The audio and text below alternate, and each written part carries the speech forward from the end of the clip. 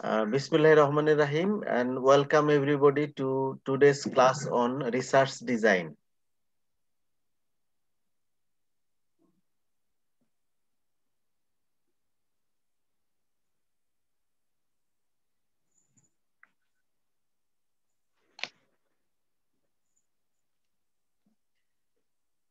A research design is the conceptual framework through which research is conducted. An appropriate research design depends upon the purpose of the study and the research question to be solved. In fact, a research design is the roadmap to carry out any research. অর্থাৎ আমরা কোনো একটা research করার আগেই title সিলেকশনের পরে যে একটা কাল্পনিক ফ্রেমওয়ার্ক দাঁড় করাই, কল্পনায় একটা ডিজাইন দাঁড় করাই বা রোডম্যাপ দাঁড় করাই, সেই কনসেপচুয়াল ফ্রেমওয়ার্ক বা রোডম্যাপটাই হচ্ছে research design. Common quantitative research design, non-intervention or non-experimental or observational design, আর ইন্টারভেনশন বা এক্সপেরিমেন্টাল ডিজাইন। কোনো রিসার্চে যদি ইন্টারভেনশন থাকে তাহলে সেটা এক্সপেরিমেন্টাল ডিজাইন হয়, আর যদি ওইরকম কোনো ইন্টারভেনশন না থাকে, কোনো ইন্টারফেয়ারেন্স না থাকে, যা ঘটছে সেটাই আমরা শুধু অবজার্ভ করি, তাহলে সেটা হচ্ছে non intervention design. Common qualitative designs or methods, কিছু রিসার্চ আছে যেগুলো অনেকটা কমেন্ট বা মানুষের মতামত, মানুষের দৃষ্টিভঙ্গি এগুলো নিয়ে কাজ করে। তো সেই ক্ষেত্রে কোয়ালিটেটিভ ডিজাইন গুলো একটু ভিন্ন রকমের হয়। সেক্ষেত্রে participatory observation, focus group discussion, in depth interview, কি ইনফরমেন্ট ইন্টারভিউ বা কেস স্টাডি, এই জাতীয় স্টাডি গুলো সাধারণত কোয়ালিটেটিভ হয়। অর্থাৎ এখানে কনক্রিট মেজার করার কিছু নাই, এখানে মানুষের আইডিওলজি, মানুষের লাইফস্টাইল, মানুষের অ্যাটিটিউড এগুলোকে তুলে আনা হয় এইসব প্রসেসের মাধ্যমে। স্যার অ্যাটেন্ডেন্স দেওয়ার লিংকটা পাচ্ছি না স্যার। লিংক আপনারাই কেউ শেয়ার করেন, আমি ক্লাসে ব্যস্ত। লিংক তো দিয়েছি, আমি শুরুতে দিয়েছি, হয়তো পরে জয়েন করার কারণে কেউ পাচ্ছেন না। যারা দেখতে পাচ্ছেন কপি করে ওইটা চ্যাট বক্সে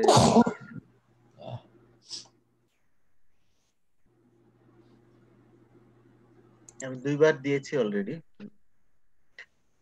এখন আমরা দেখব যে কোয়ালিটেটিভ এবং কোয়ান্টিটেটিভ রিসার্চের ডিফারেন্স কি। অ্যাপ্রোচের ক্ষেত্রে কোয়ান্টিটেটিভ ডিজাইনে well defined and using operational definitions, কোয়ালিটেটিভের ক্ষেত্রে holistic, person studied in their social environment. Researcher পজিশনের দিক থেকে objective, detached as distant observer, ওখানে একদম ডাইরেক্ট কাছে যাওয়ার দরকার নেই। আর কোয়ালিটেটিভ রিসার্চে close personal contact and interaction. Type of data, quantitative research a quantitative data showing statistical evidence of relationship between variables. Qualitative এর ক্ষেত্রে description of persons, their actions and behaviors. Analysis of data confirm or reject hypothesis regarding relationship. Variable গুলো relationship related যে hypothesis আমরা formulate করি সেটাকে either confirm করে অথবা reject করে। Provides insight into the finer meaning of personal behavior. Merits by advantage give concrete baseline information for planning intervention or for measuring change after a program. On the other hand, qualitative study improves understanding of why people behave in a certain way or how people feel about certain thing, as for example any health interventions. Designing a research, কি কি প্রশ্নের আমরা উত্তর রাখবো research designing করার সময়? What areas will be benefited from my study, what will be the depth of my research work, and what will be the time frame. কোন সময়ের মধ্যে আমি রিসার্চ করব সেটাও ডিজাইনের মধ্যে তুলে ধরতে হবে। Clarifying the above points, the researcher should choose the most suitable design for his study out of several commonly used research designs. Selecting design depends upon the type of problem to be investigated, the existing knowledge about the problem and resources available for the study. এখন আমরা research design অথবা এটাকে আমরা বলতে পারি design অনুযায়ী রিসার্চের type. এটা যারা বিএসএমএমইউর স্টুডেন্ট যারা কানেক্টেড আছেন, রিসার্চ ডিজাইন বা আমরা যে এপিডেমিওলজিক্যাল মেথডের টাইপ বললেও অনেকটা এরকমই, সেখানে ভাগগুলো অনেকটা এরকমই যে অবজারভেশনাল, এক্সপেরিমেন্টাল, তারপরে এই ভাগগুলো এভাবে বললেও আপনাদের এপিডেমিওলজিক্যাল মেথডস বা রিসার্চের টাইপ এটা আসলে বেসড অন ডিজাইন। তো প্রথমেই আমরা রিসার্চ ডিজাইনকে দুইটা ভাগে ভাগ করব, একটা অবজারভেশনাল আর একটা হচ্ছে এক্সপেরিমেন্টাল। তো অবজারভেশনাল ডিজাইনে কোনো ইন্টারভেনশন থাকবে। ইন্টারভেনশন মানে কোনো একটা অ্যাকশন যেটা সাবজেক্টের উপরে প্রয়োগ করা হয়, সেটা হতে পারে কোনো ওষুধ, হতে পারে কোনো ডায়াগনস্টিক টেস্ট, হতে পারে কোনো এডুকেশন বা অ্যাডভাইস। তো এরকম কোনো ইন্টারভেনশন যখন রিসার্চার সাবজেক্টের উপরে ইমপ্লাই করে তখন সেটা এক্সপেরিমেন্টাল স্টাডি হয়ে যায়। আর যখন এরকম কোনো ইন্টারভেনশন থাকবে না সেটা হচ্ছে অবজারভেশনাল স্টাডি। তাহলে এই ইন্টারভেনশনের উপর বেস করে প্রথমত দুই ভাগে ভাগ করা হলো, ইন্টারভেনশন না থাকলে অবজারভেশনাল, আর ইন্টারভেনশন থাকলে এক্সপেরিমেন্টাল। তো তারপরে আমরা এক্সপেরিমেন্টাল উইংটা শেষ করি, যে এক্সপেরিমেন্টাল স্টাডি আবার দুই রকমের, একটা হচ্ছে ট্রু এক্সপেরিমেন্টাল স্টাডি আর একটা হচ্ছে কসি এক্সপেরিমেন্টাল স্টাডি। এক্সপেরিমেন্টাল স্টাডির মূল যে তিনটা ক্রাইটেরিয়া, যে এখানে ইন্টারভেনশন থাকবে, একটা কন্ট্রোল গ্রুপ থাকবে এবং র্যান্ডমাইজেশন থাকবে, এই তিনটা ক্রাইটেরিয়াই যদি কোনো এক্সপেরিমেন্টাল স্টাডি ফুলফিল করে তাহলে সেটা হচ্ছে ট্রু এক্সপেরিমেন্টাল স্টাডি। আর যদি ইন্টারভেনশন তো থাকতেই হবে, এর বাইরে অন্য এক বা একাধিক ক্রাইটেরিয়া যদি মিসিং হয় বা ল্যাকিং থাকে তাহলে সেটাই হয়ে যাবে কসি এক্সপেরিমেন্টাল স্টাডি। তো এক্সপেরিমেন্টাল উইংটা এখানেই শেষ। এরপরে অবজারভেশনাল স্টাডি। অবজারভেশনাল স্টাডিকে মূলত চার ভাগে ভাগ করা হয়। এক্সপ্লোরেটরি স্টাডি, যেটা কোনো নতুন ঘটনা বা নতুন ইভেন্ট, নতুন ডিজিজকে এক্সপ্লোর করার জন্য যে স্টাডি করা হয় সেটা হচ্ছে exploratory study. It just explore what is happening, সেটা এক্সপ্লোর করবে। তারপরে ডেসক্রিপটিভ, যে কোনো একটা ঘটনা বা কোনো একটা ডিজিজ সেটাকে ডেসক্রাইব করবে in terms of time, place, person. Comparative study এর আরেক নাম হচ্ছে অ্যানালাইটিক স্টাডি। কম্পারেটিভ স্টাডিতে সবসময় কম্পারিজন গ্রুপ থাকবে, একটা গ্রুপও থাকতে পারে, একাধিক গ্রুপও থাকতে পারে। যখনই কম্পারিজন গ্রুপ থাকবে সেটা কম্পারেটিভ স্টাডি বা অ্যানালাইটিক স্টাডি। এরপরে ক্রস সেকশনাল স্টাডি। এখানে ক্রস সেকশনাল স্টাডি মানে আমরা সাবজেক্টের একবার সাবজেক্টের থেকে তথ্য নিব, বা ক্রস সেকশন অফ টাইম বা ক্রস সেকশন অফ পপুলেশন। আমরা শুধুমাত্র একবার তথ্য যদি নেই বা অল্প সময়ে যদি কোনো রিসার্চের ডাটা কালেকশন করি, সেগুলো হচ্ছে ক্রস সেকশনাল স্টাডি। তো কম্পারেটিভ বা অ্যানালাইটিক স্টাডির আরো ভাগ আছে, আরো 5 ভাগে ভাগ করা যায়। প্রথমে ক্রস সেকশনাল কম্পারেটিভ স্টাডি। আমরা যদি দুইটা গ্রুপ অফ পিপলের মধ্যে ক্রস সেকশনাল স্টাডি করি তাহলে দুইটার সঙ্গে কম্পেয়ার করা যাবে। সে কারণে ক্রস সেকশনাল স্টাডি যদি দুই বা ততোধিক গ্রুপের মধ্যে করা হয় সেটা হচ্ছে ক্রস সেকশনাল কম্পারেটিভ স্টাডি। আরেকটা ডিজাইন হচ্ছে case control study. Case control স্টাডিতে কেস মানে ডিজিজ পারসন থাকবে আর কন্ট্রোল গ্রুপ থাকবে পারসন উইদাউট ডিজিজ। তো এই দুইটা গ্রুপের আমরা হিস্ট্রি নেব, পেছন দিকে তার অতীতের হিস্ট্রি নিব। পাস্ট হিস্ট্রি নিয়ে আমরা ডিজিজের কারণ বের করার চেষ্টা করব।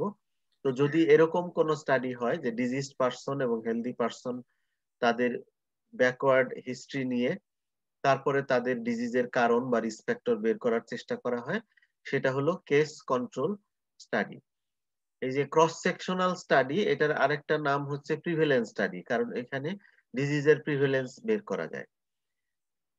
আচ্ছা, তারপরে যাই cohort study. Cohort study forward looking study, যে এখন এখানেও একাধিক গ্রুপ থাকবে, যে দুই বা ততোধিক গ্রুপের পিপলকে আমরা এখন থেকে ফলো আপ করা শুরু করলাম, 1 বছর 2 বছর এভাবে 40 বছর ফলো আপ করে তাদের মধ্যে কি কারণে কি রোগ ডেভেলপ করে সেটা আমরা বের করতে পারি।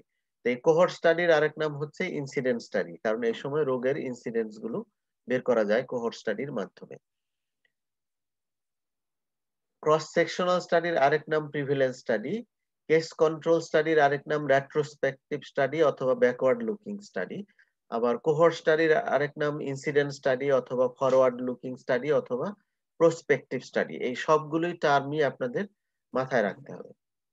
এরপরে হিস্টোরিক্যাল কোহর্ট স্টাডি, এটা হচ্ছে আমরা যদি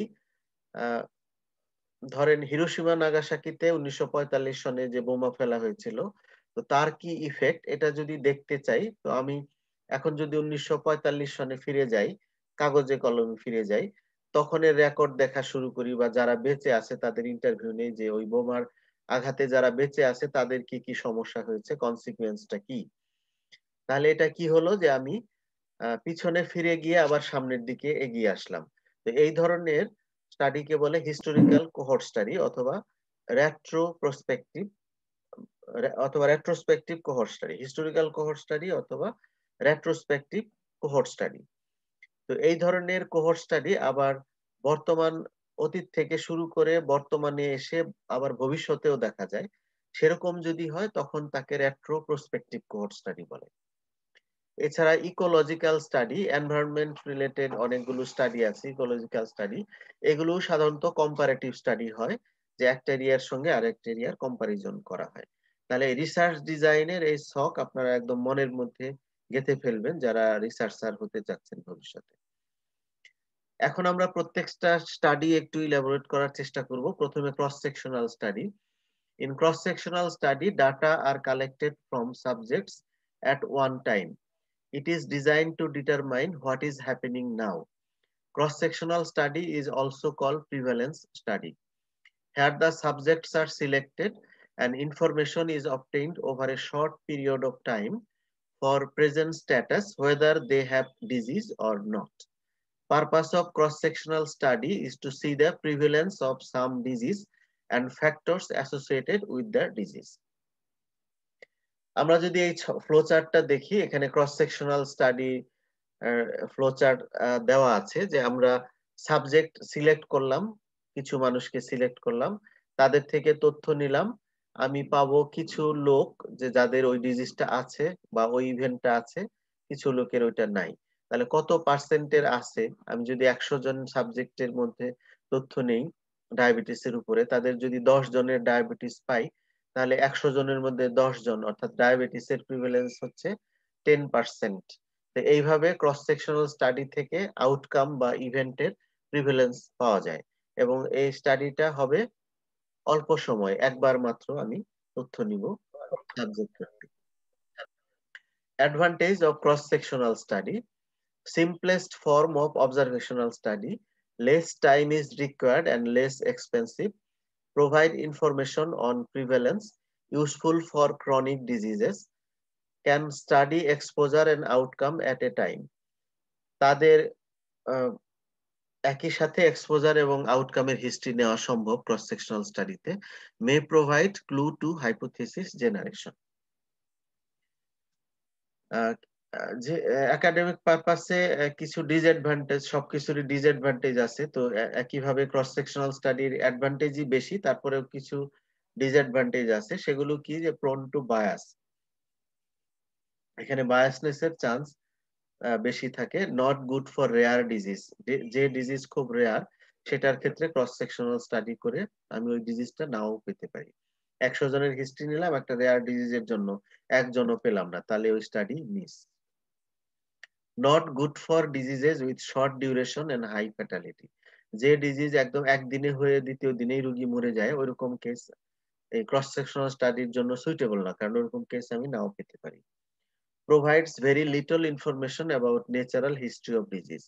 ন্যাচারাল হিস্ট্রি মানে একটা ডিজিজ হওয়ার পরে কোনো ট্রিটমেন্ট যদি আমরা না করি, তাহলে তার যে ন্যাচারাল কোর্স, সেটাই হচ্ছে ন্যাচারাল হিস্ট্রি অফ ডিজিজ। সেটা সম্পর্কে ক্রস সেকশনাল স্টাডিতে ডিটেইলস জানা যায় না, সেটা ভালো জানা যায় কোহর্ট স্টাডি থেকে। Use of cross sectional study, আমরা কখন ইউজ করি cross sectional study? To find out the prevalence of disease, to find out the factors associated with the disease, and to measure the current health status of a community. এরপরে case control study. Case control study designs with the presence or absence of disease and look backward in time to detect the possible risk factors or causes. Also called retrospective study or backward looking study. Sample is selected on the basis of presence or absence of a disease or outcome. Case have disease or outcome and controls do not have the disease or outcome. Purpose of case control study is to find out the risk factors of a disease.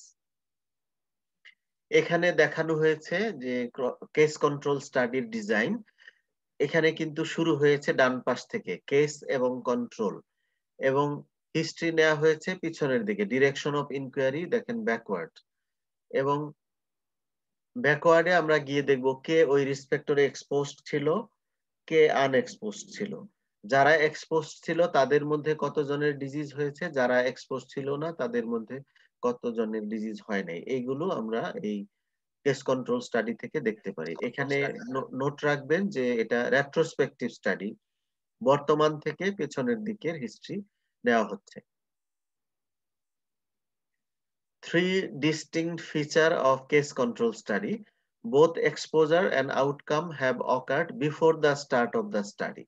আমার study শুরু করার আগেই যা ঘটার ঘটে গিয়েছে। The study proceeds backward from effect to cause.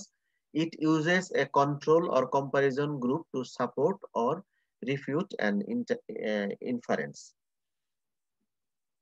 Basic steps of case control study: selection of case and control, matching, measurement of exposure, and analysis interpretation.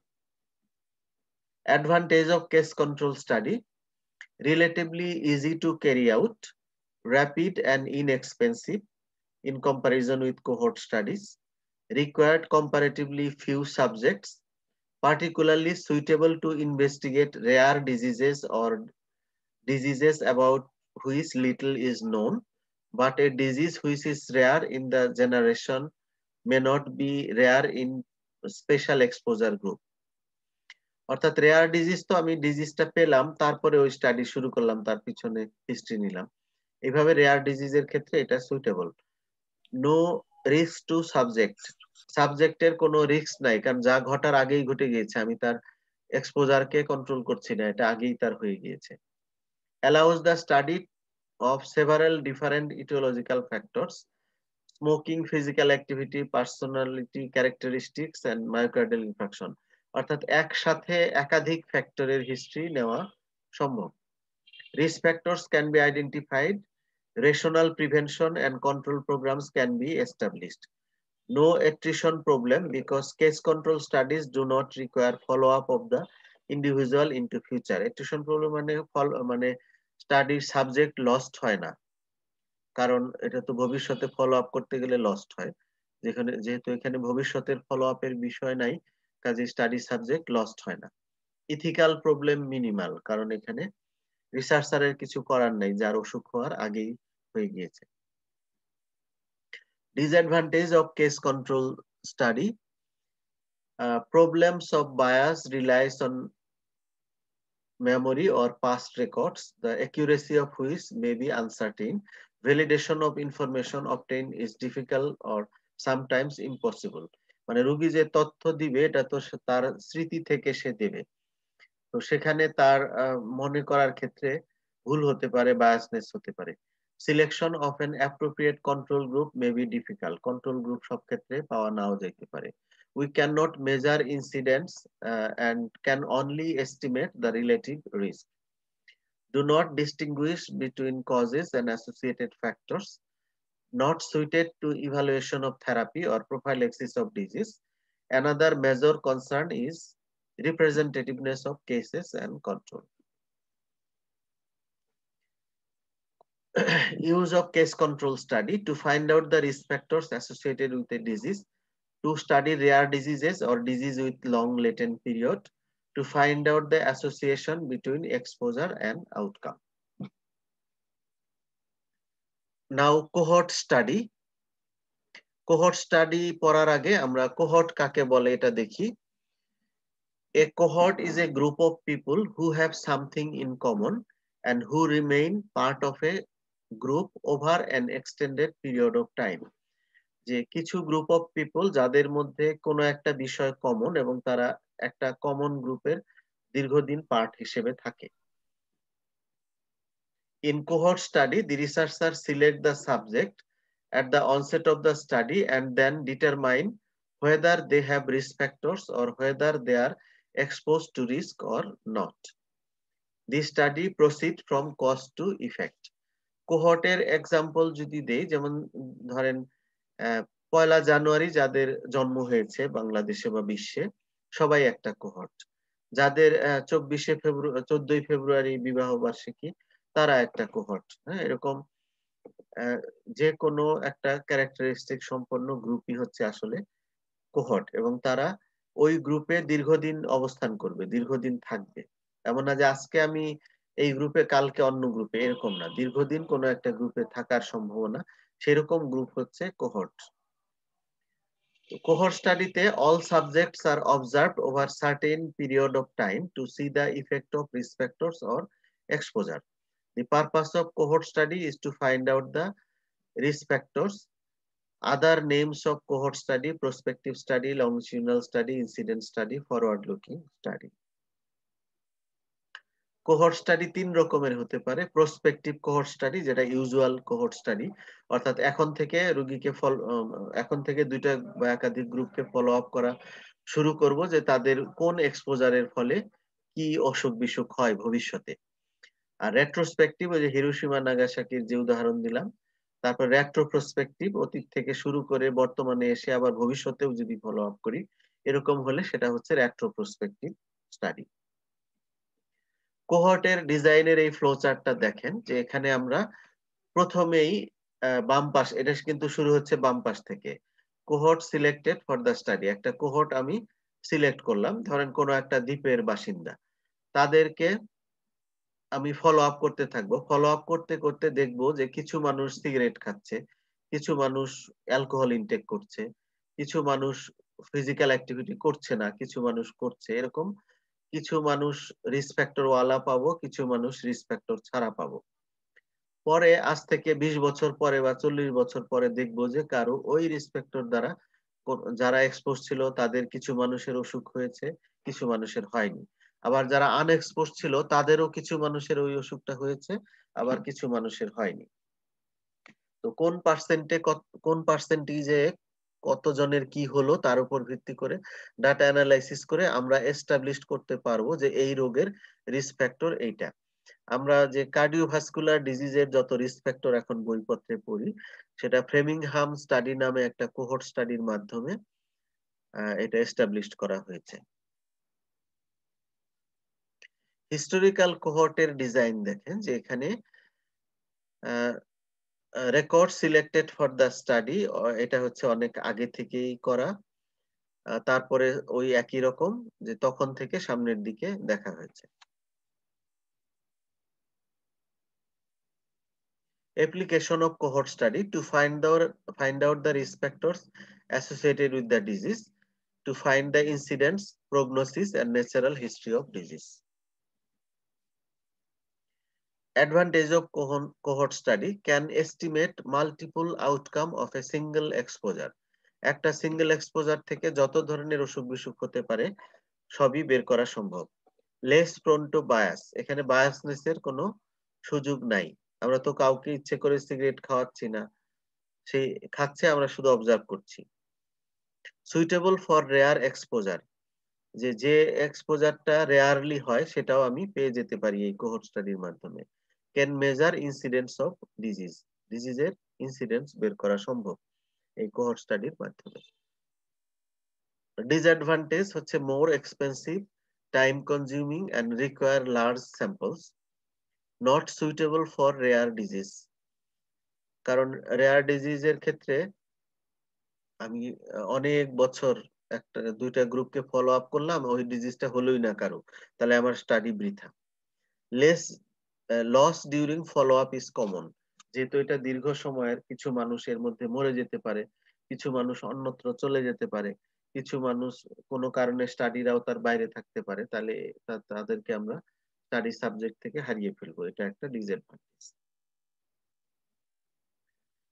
তো কতগুলো ডিফারেন্স কমনলি মাথায় রাখতে হয়, পরীক্ষায় আসে, যেমন কেস কন্ট্রোল স্টাডি এবং cohort স্টাডির difference. Case control study proceed from effect to cause, এটা proceed from cause to effect. Starts with disease, starts with exposure. Test whether cases occur more frequently in person with disease than person without disease. Test whether disease occur more frequently in exposed person than non-exposed person. Usually involves fewer subjects. Cohort study involve large number of subjects. Case control study yields results quickly. Cohort study yields results delayed. Suitable for studying rare diseases, suitable for studying rare exposure. Estimates odds ratio, estimate risk ratio and attributable risk. Cannot yield information about more than one disease. যেহেতু একটা ডিজিজেরই তথ্য নেওয়া হয়, একাধিক ডিজিজের case কন্ট্রোলে পাওয়া যায় না। Can yield information about more than one disease. Relatively inexpensive and cohort study relatively expensive. এরপরে experimental design of the study. In experimental study, individuals are randomly allocated to at least two groups. At least দুইটা group লাগবে, তবে বেশিও থাকতে পারে। One group is subjected to intervention by experimental group, another group is control group. Three criteria for experimental design: intervention or manipulation থাকবে, control থাকবে এবং randomization থাকবে।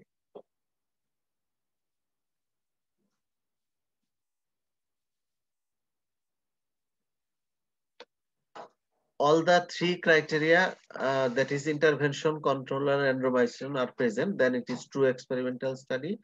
If one or two criteria of the three are absent, then quasi experimental study. quasi experimental design দেখেন যে কিভাবে করা যায়, যে আমরা একটা গ্রুপকে স্টাডি গ্রুপ ইন্টারভেনশন করলাম, তারপরে আফটার ইন্টারভেনশন আরেকটা গ্রুপ কন্ট্রোল গ্রুপ, সেটাতে কোনো ইন্টারভেনশন করলাম না, কিছু সময় পরে তাদের যে প্যারামিটার আমি দেখতে চাই সেটা কম্পেয়ার করলাম। তাহলে এটা একটা কোসি এক্সপেরিমেন্টাল স্টাডি, এখানে র্যান্ডমাইজেশন নাই, শুধু এক গ্রুপে ইন্টারভেনশন আছে আর কন্ট্রোল গ্রুপ আছে। র্যান্ডমাইজেশন না থাকার কারণে এটা একটা কোসি এক্সপেরিমেন্টাল ডিজাইন। এরপরে কোসি এক্সপেরিমেন্টাল ডিজাইন আরেকটা, এটাকে বলে বিফোর আফটার স্টাডি, যেখানে কম্পেয়ার গ্রুপ আলাদাভাবে নাই, একই গ্রুপ অফ পিপল, তাদেরকে বিফোর ইন্টারভেনশন এবং আফটার ইন্টারভেনশন কোনো কিছু মেজার করে কম্পেয়ার করা। আমি উদাহরণ দিলে আরো ক্লিয়ার হবে আপনাদের কাছে, যে ধরেন আমি 10 জন হাইপার টেনশনের রোগী নিলাম, তাদের ব্লাড প্রেশার মাপলাম, রেকর্ড করে রাখলাম, পরে তাদেরকে 1 সপ্তাহ অ্যামলোডিপিন 5 mg খাওয়ালাম, 1 সপ্তাহ পরে তাদেরই আবার ব্লাড প্রেশার মেপে দেখলাম, পরে আগেরটা এবং পরেরটা কম্পেয়ার করলাম যে অ্যামলোডিপিন কতটা ব্লাড প্রেশার কমিয়েছে। এরকম একই গ্রুপের উপরে এক্সপেরিমেন্ট করাকে বলে বিফোর আফটার স্টাডি। এটাও এক ধরনের কোসি এক্সপেরিমেন্টাল স্টাডি। এরপরে আমরা দেখি ক্লিনিক্যাল ট্রায়াল কি। Clinical trial is the planned experiment on human being. Two types: control clinical trial, যেখানে কোনো কন্ট্রোল গ্রুপ থাকবে না, sorry uncontrol clinical trial, no control group. একটা হচ্ছে control clinical trial, control group is present. এটা আবার 5 types এর হয়: concurrent or parallel clinical trial, non concurrent or historical control clinical trial, self control clinical trial, cross over clinical trial এবং factorial design clinical trial. আমি design গুলো আপনাদের দেখাবো flow চার্টের মাধ্যমে, তাহলে আরো ক্লিয়ার হবে। যে parallel or concurrent control clinical trial, এখানে সাবজেক্ট সিলেক্ট করার পরে এক্সপেরিমেন্টাল সাবজেক্ট এবং কন্ট্রোল দুটা থাকবে এবং তাদের ইন্টারভেনশন করার পরে আমরা আলটিমেটলি কম্পেয়ার করে দেখব যে কার কি হয়েছে। এটা হচ্ছে প্যারালাল, একই সাথে দুটো গ্রুপ একই সাথে ফলো আপ করা হবে। Non concurrent or historical control group, এখানে সাবজেক্ট তাদের আমরা সাবজেক্ট তাদের কার কি আউটকাম এটা দেখলাম, আর resulted from previous historical study, অর্থাৎ আগের একটা স্টাডিতে কি পেয়েছিল। এইভাবে যদি এখন আমার সাবজেক্টের যে ফাইন্ডিংস আগে একটা স্টাডি করা ছিল এরকম স্টাডির ফাইন্ডিংস যদি কম্পেয়ার করি, তখন সেটাকে বলা হয় নন কনকারেন্ট হিস্টোরিক্যাল কন্ট্রোল ট্রায়াল। অর্থাৎ আগে একটা কন্ট্রোল ট্রায়াল করা হয়েছিল, এখন একটা করা হলো, পরে দুইটার কম্পেয়ার করা হলো। নন কনকারেন্ট কেন, মানে দুটো একই সময়ের না, ভিন্ন ভিন্ন সময়ের, এই কারণে। ক্রস ওভার ক্লিনিক্যাল ট্রায়াল, এখানে ফ্লোচার্টটা খেয়াল করেন যে সাবজেক্ট নিলাম, তারপরে আমি র্যান্ডমলি দুই ভাগে ভাগ করলাম, এক্সপেরিমেন্টাল গ্রুপ এবং কন্ট্রোল গ্রুপ। তাদের মধ্যে এক্সপেরিমেন্টাল গ্রুপে ইন্টারভেনশন করলাম, অন্য গ্রুপে করলাম না, এবং আউটকাম দেখলাম। পরে কিছুদিন তাদেরকে নিউট্রাল অবস্থায় রাখলাম, তারপরে আমি উল্টিয়ে দিলাম, আগে যেটা কন্ট্রোল গ্রুপ ছিল ওটাকে এক্সপেরিমেন্টাল গ্রুপ বানালাম, আর যেটা এক্সপেরিমেন্টাল গ্রুপ ছিল ওটাকে কন্ট্রোল গ্রুপ বানালাম। পরে ইন্টারভেনশন করে লাস্টে আবার আউটকাম দেখলাম।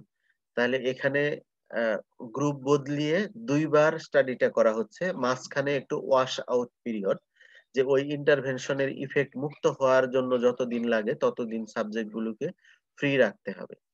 তো এইভাবে দুইবার যদি উল্টিয়ে পাল্টিয়ে ক্লিনিক্যাল ট্রায়াল করা হয় সেটাকে বলা হয় ক্রস ওভার ক্লিনিক্যাল ট্রায়াল। এরপরে ফ্যাক্টোরাল ডিজাইন ক্লিনিক্যাল ট্রায়াল, এখানে পার্টিসিপেন্ট র্যান্ডম অ্যালোকেশনের মাধ্যমে দুইটা গ্রুপে ভাগ করা হবে। পরে তাদেরকে একটা গ্রুপকে একটা ইন্টারভেনশন দেয়া হবে, আর একটা গ্রুপকে আরেক প্লাসেবো গ্রুপে ভাগ করা হবে। তারপরে এখানে 4টা গ্রুপ হবে আলটিমেটলি। দেখেন এখানে উদাহরণ দেওয়া হয়েছে সুগার, আরেকটা হলো সুগারের পরিবর্তে প্লাসেবো, আরেকটা সুগার, সুগার প্লাসেবো। প্রথমে দেয়া হয়েছে ফ্লোরিন, আরেকটা হচ্ছে ফ্লোরিন প্লাসেবো। এরকম ভাবে যদি বিভিন্ন গ্রুপে ভাগ করে এবং একাধিকবার র্যান্ডমাইজেশনের মাধ্যমে একাধিক গ্রুপে ভাগ করে এরকম করা হয়, এটাকে অনেক সময় ফ্যাক্টোরাল ডিজাইন ক্লিনিক্যাল ট্রায়াল বলে। এটা অত বেশি ইম্পর্টেন্ট না। Steps of randomize control clinical trial, steps হচ্ছে প্রথমে সাবজেক্টদেরকে এনরোলমেন্ট করতে হবে, তারপরে random allocation, intervention, follow up and analysis of results.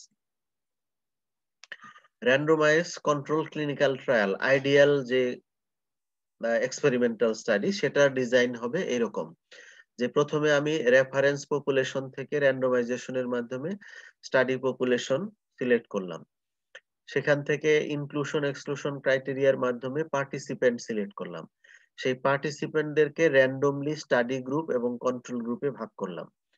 তারপরে প্রথম ডাটা কালেকশন করলাম, তারপরে ইন্টারভেনশন করলাম এক্সপেরিমেন্টাল গ্রুপে, আর কন্ট্রোল গ্রুপে কোনো এক্সপেরিমেন্ট থাকবে না। তারপরে লাস্টে ডাটা কালেক্ট করব দুই গ্রুপ থেকে এবং তাদের কম্পেয়ার করব। তাহলে এই যে ডিজাইনটা দেখতে পাচ্ছেন, এটা হচ্ছে একটা আইডিয়াল এক্সপেরিমেন্টাল স্টাডির ডিজাইন অথবা একটা র্যান্ডমাইজ কন্ট্রোল ক্লিনিক্যাল ট্রায়ালের design. Application of randomize control clinical trial কি কাজে লাগে? To find out the effectiveness of drugs, treatment, procedure, diet, etcetera. To evaluate alternative treatments, to evaluate the rational use of antibiotics, and to describe the cause-effect relationship. Advantage key, reliable and valid method, can control confounding variables by randomization, ensures causality and temporality. Temporality হচ্ছে timing of information about cause and effect, whether the information about cause and the effect was assembled at the same time point or whether information about the cause was generated before or after the information about the effect. অর্থাৎ cause আগে হয়েছে না exposure আগে হয়েছে, মানে outcome আগে হয়েছে না এক্সপোজার আগে হয়েছে, এটার যে রিলেশন সেটাকে বলে টেম্পোরারিলিটি। ডিসঅ্যাডভান্টেজ আছে কন্ট্রোল ট্রায়ালের, ইথিক্যাল প্রবলেম, যে আমি এক গ্রুপকে ডিজিজ পারসন সবাই এক গ্রুপকে ওষুধ দিচ্ছি আরেক গ্রুপে দিচ্ছি না, এটা একটা ইথিক্যাল প্রবলেম তৈরি করে। নন compliance is more, less to loss to follow up is common and expensive and often need more time. আমার সময় শেষ হয়ে আসছে, এটা আমার last slide. Randomization and blinding. Randomization কিভাবে করতে হয়? র্যান্ডমাইজেশন করা যেতে পারে লটারি করে, র‍্যান্ডম নাম্বার টেবিলের মাধ্যমে, সায়েন্টিফিক ক্যালকুলেটর বা কম্পিউটারের মাধ্যমে। আর ব্লাইন্ডিং কি? Concealment of group allocation from one or more individual involved in the clinical trial. Researcher নিজে জানবে না যে কে কোন গ্রুপে আছে। এরকম রিসার্চার না জানতে পারে, যে ডাটা অ্যানালাইসিস করবে সে জানবে না, যে কেয়ার নিবে সে জানবে না। এরকম কনসিল করা, গোপন করা, এটাই হচ্ছে ব্লাইন্ডিং। এই ব্লাইন্ডিং বিভিন্ন রকম হতে পারে। সিঙ্গল ব্লাইন্ড হতে পারে। আপনারা দেখবেন যে single blind randomised control clinical trial. Single blind মানে কি? Unknown to participant. অর্থাৎ যারা এই রিসার্চে পার্টিসিপেট করছে এবং ওষুধ খাচ্ছে, তারা জানবে না কে কোন ওষুধ খাচ্ছে, কে প্লাসিবো খাচ্ছে, কে অ্যাকচুয়াল ওষুধটা খাচ্ছে। এটা পার্টিসিপেন্টরা বুঝতে পারবে না। তারা সবাই মনে মনে জানবে যে তারা একই ওষুধ খাচ্ছে বা একই রকম ট্রিটমেন্ট পাচ্ছে। কিন্তু আসলে এক গ্রুপ অ্যাকচুয়াল ওষুধটা পাবে, আরেক গ্রুপ প্লাসিবো বা ইনার্ট সাবস্টেন্স পাবে। তাহলে এই ধরনের যদি পার্টিসিপেন্ট না জানে, সেটা হচ্ছে সিঙ্গল ব্লাইন্ড স্টাডি। আর যদি পার্টিসিপেন্ট এবং রিসার্চার দুজনের কেউই না জানে, তাহলে সেটা হচ্ছে ডাবল ব্লাইন্ড স্টাডি। আবার ট্রিপল ব্লাইন্ডও হতে পারে, যে unknown to participant, researcher and to the person who is evaluating the response or outcome. Outcome যে মেজার করবে সেও জানলো না, তাহলে এটা triple blind. Opposite to blind trial, ব্লাইন্ডের অপোজিট হচ্ছে ওপেন লেভেল ট্রায়াল, যেটার পার্টিসিপেন্ট কারা, কে কি ওষুধ পাচ্ছে, এটা সবই যখন ওপেন থাকবে সবার কাছে, সেই ধরনের স্টাডিকে বলা হয়